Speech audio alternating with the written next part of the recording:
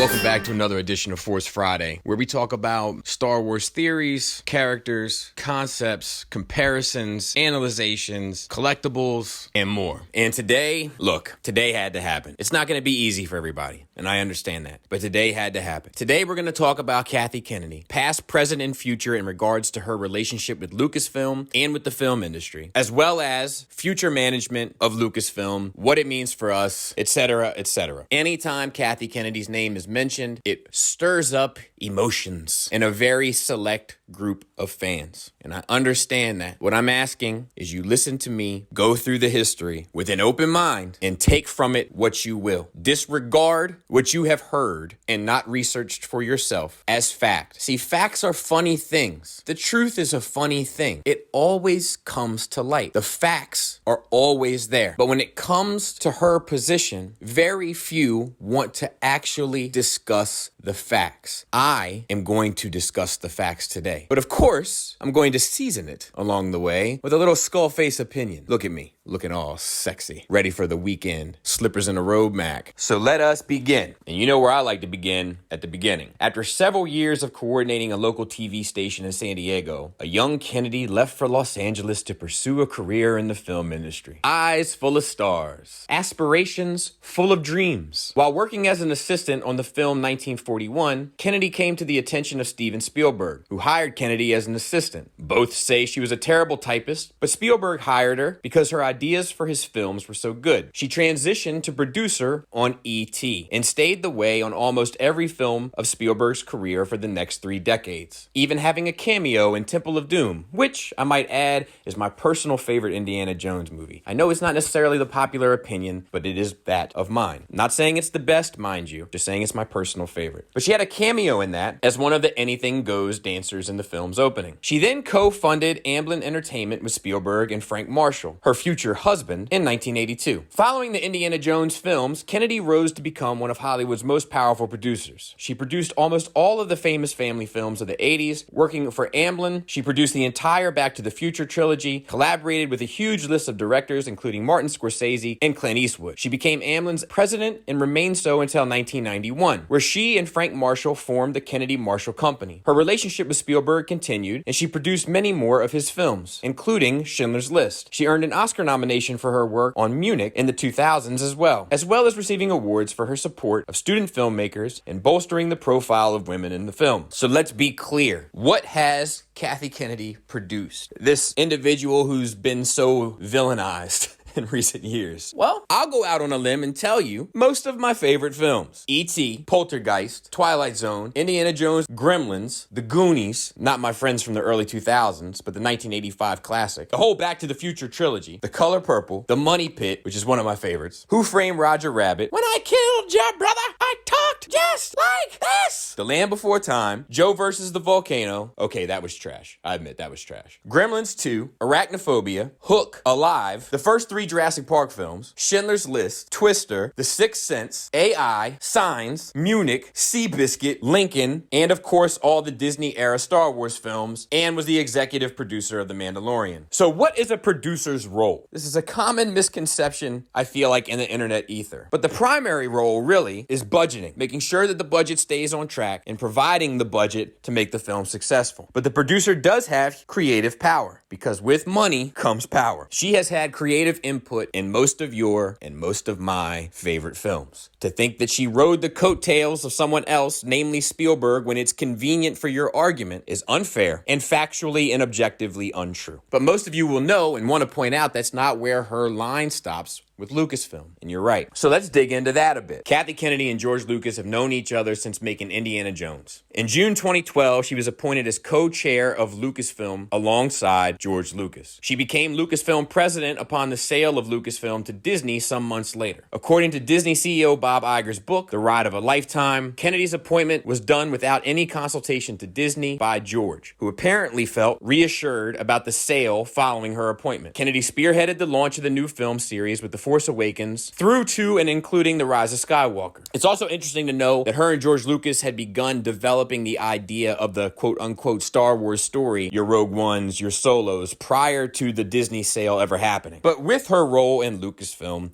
especially under the buyout of Disney, came what always comes with Star Wars: controversy. And it mainly started following the release of The Last Jedi. There wasn't much beforehand. Kennedy and several others within Lucasfilm and Disney made no secret of their excitement towards the film prior to release, with many believing it to be the next Empire Strikes Back. The film's divisiveness led many to blame Kennedy for allowing director Rian Johnson too much creative freedom. Now, I've talked about this in the past, that we have to allow creatives to be creative and not let the machine have total control. This is what happened in The Last Jedi, but I think a lot of us are comfortable with machine handling. Anyway, been there, done that on this channel. But now we have to get into the real sensitive conversation. And that is, it was around this time that I think, by and large, my peers on YouTube pretty much started promoting a narrative that one of the biggest problems regarding Kathy Kennedy and her involvement with Lucasfilm was centered around some sort of feminist, anti-man agenda. A big portion of this centered around a famous photograph. Now, this is where the emotions get stirred up. I'm asking you to listen before you get upset. Facts can be that way sometimes. They can upset you, but it doesn't change the fact that it's a fact. You might call it the Facts and the Furious, or the Facts Times of Ridgemont High.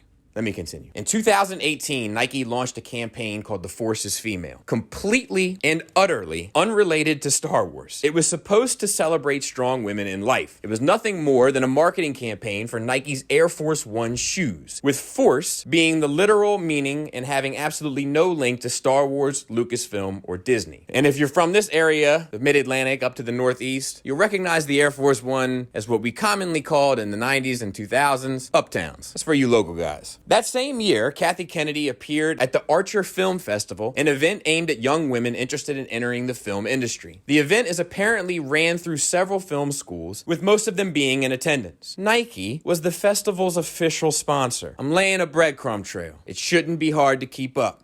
A photo from the event of Kennedy with 3 young women became supposed proof that Kennedy has a feminist, anti-male agenda with Star Wars. When asked directly about the t-shirt by Steele Saunders of the Steele Wars podcast at Celebration 2019, Kennedy was taken back, unaware it was even controversial. She said it was something that Nike created. I didn't create it. My girls go to an all-girls school and they were all wearing them. She then specifically said, the Force is something that's in all of us. It's not that it's just female. It's not that it's just male. It's the Force. And whether or not someone can claim it as their own, I think that's ubiquitous. I agree. But this didn't stop the sort of flag-waving hate and victimhood of men being taken advantage by this feminist agenda. All of this can be found with a single Google search. It's not some obscure festival hidden away. It's not the secret conspiracy owl thing that I only kind of remotely know about. One search. The commonly circulated photo of this event doesn't even show the full context of the event, and I'll put them side by side here.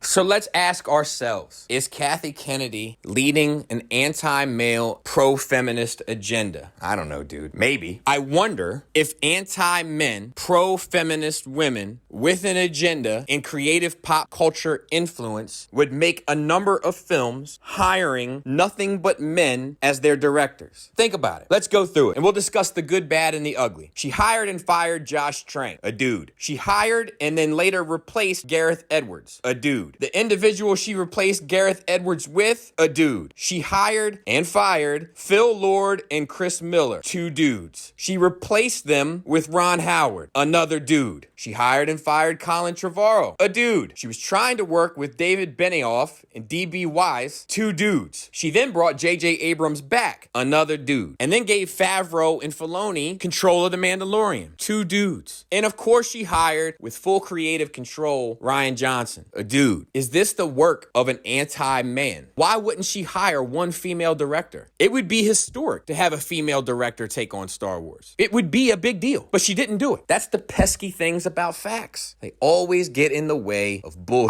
But let's continue. Some serious rumors about Kennedy leaving Lucasfilm began following the financial failure of Solo. However, they were also coexisting with complete false rumors that she was being fired. If I had a nickel for every video that said Kathy Kennedy fired, secret scoop exposed, I tell you, I wouldn't care about what Coppola or Coppola was doing. I'd have enough money in the bank. But rumors abounded that the blame for the film's failure was put squarely on her by upper management at Disney. It's known that Kennedy pushed for the film to have a December release, with Bob Iger apparently putting his foot down on a May release. That summer, media critic Grace Randolph posted a video about Kennedy's situation. She made her distaste for the new films known. However, it is worth noting that Randolph is generally respected as a source within film journalism. However, no source can ever be fully verified. She claims that Iger wants Kennedy out, but nobody is willing to take the job due to the intense fan backlash and because of the responsibility. She specifically claims Iger offered J.J. Abrams the job, but Abrams turned it down. Despite this, Kennedy's contract was extended in late 2018 through 2021, right alongside all of your favorite videos saying that she was fired. It is worth noting that this contract is somewhat unusually short in the industry. That, too, is a fact. What I'm saying there is they might have thought a change was necessary. That might be a fact. In 2019, during an interview with Rolling Stone, Kennedy seemingly placed a question mark over her future at Lucasfilm. She said, "What happens in the future and how long and how much longer I do this, I don't know yet. I'm looking at all of that. It's been incredibly satisfying to reach this point where we've completed the saga and, I think, made a really wonderful movie. It's going to feel very satisfying to the audience." So that's what I'm focused on right at the moment. And what the future holds, who knows? This was followed by an article by The Hollywood Reporter, whose sources are generally very accurate, that said the sources tell them Kennedy wants to have a key development role for Michaela Rejwan, look, names are not my strong suit, Lucasfilm's VP of live action development, and Dave Filoni, another dude. It seems that the intention is to couple them together to run Lucasfilm, with Rejwan being the business sense and Filoni the storytelling guide. Rumors also abound that Disney is very interested in having Favreau, possibly to take over, as he has a history of crowd-pleasing films and has a strong creative partnership with Filoni. Either way, multiple news outlets have reported that Filoni and Favreau are set to have the key voices at Lucasfilm going forward. Now, Kennedy aside, the future of Lucasfilm is important. I am 1,000% excited with the prospect of Filoni having storytelling control. I'm also excited about the prospect of him not really being in charge of the business. I'm not sure what the dude knows about business, but I know he knows Star Wars. I know that his work on Clone Wars is invaluable. I know that he gets it. So we'll have to wait and see how it all shakes out, because we're mostly dealing with facts. And the fact is, we don't know who's taking over. But of all the people named, I don't know anything about Rejwan. I know Favreau. I like Favreau, but he's not my choice. Filoni is the guy I would really like to see take the reins, at least on the story development side of things. And as for Kathy Kennedy, look,